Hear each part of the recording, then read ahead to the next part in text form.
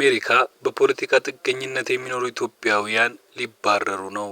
ሰላም የኢትዮ ፎከስ ቤተሰቦች፣ የዕለቱን መረጃ ይዘንላችሁ ቀርበናል። አብራችሁን። የትራምፕ አስተዳደር በአሜሪካ ለሚኖሩ ኢትዮጵያውያን በጊዜያዊ ጥበቃ ስር ያሉትን ፈቃድ ማገዱን አስታውቋል። የሀገር ውስጥ ደህንነት ዋና ጸሐፊ እንዳሉት የሀገራቱን ሁኔታ ከገመገምን በኋላና አግባብነት ካላቸው የአሜሪካ መንግስት ተቋሞች ጋር ምክክር ካደረግን በኋላ ኢትዮጵያ ከዚህ በኋላ ለጊዜያዊ ጥበቃ ሁኔታ ቅድመ ሁኔታዎችን አታሟላም ተባለ። የትራምፕ አስተዳደር በዩናይትድ ስቴትስ ለሚኖሩ ኢትዮጵያውያን በጊዜያዊ የህግ ጥበቃ በሀገሪቱ ውስጥ እንዲኖሩ የፈቀደበትን አሰራር ማገዱን አስታውቋል። የትራምፕ አስተዳደር ይህን ያስታወቀው ባለፈው ሳምንት አርብ ዕለት ነበር። የሀገር ውስጥ ደህንነት ዋና ጸሐፊ ክሪስቲን ኖኤም እንደተናገሩት የሀገራት ሁኔታ ከገመገምን በኋላና አግባብነት ካላቸው የአሜሪካ መንግስት ተቋሞች ምክክር ካደረግን በኋላ የደህንነት ዘርፍ ቢሮ ኢትዮጵያ ከዚህ በኋላ ለጊዜው ጥበቃ ሁኔታ ቅድመ ሁኔታዎች አታሟላ ማለታቸው የመንግስት ውሳኔዎች በሚወጡበት የፌዴራል መንግስቱ መድረክ ላይ በተለጠፈው ማስታወቂያ ላይ መነበቡን የተለያዩ ዓለም አቀፍ ሚዲያዎች ዘግበዋል።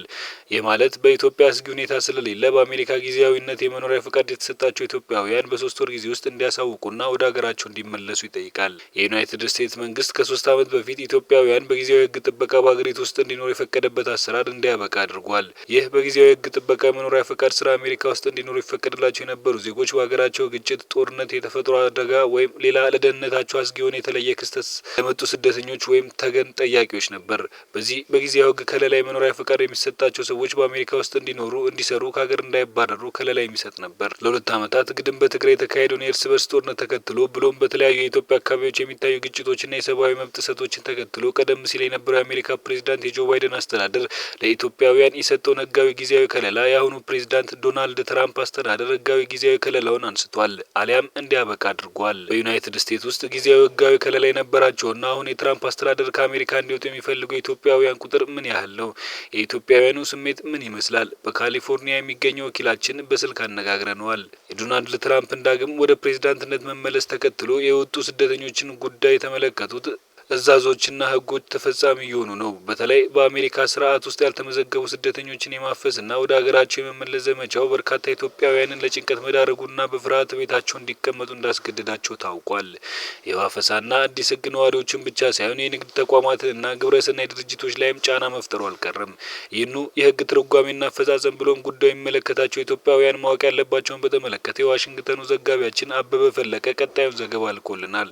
በዲሲና በአካባቢዋም ሆነ በሌሎች አሜሪካ ከተሞች የሚኖሩ ኢትዮጵያውያን በተለይም የመኖሪያ ፈቃድ የሌላቸውና ህጋዊ ሂደት ውስጥ ያሉ ጭምር በሰፊው እየተወሰደ ባሉ የስደተኞች አፈሳና መመለስ ጋር ተያይዞ በቂ መረጃ ለማግኘት ጭንቀትና ስጋት ውስጥ ወድቀዋል።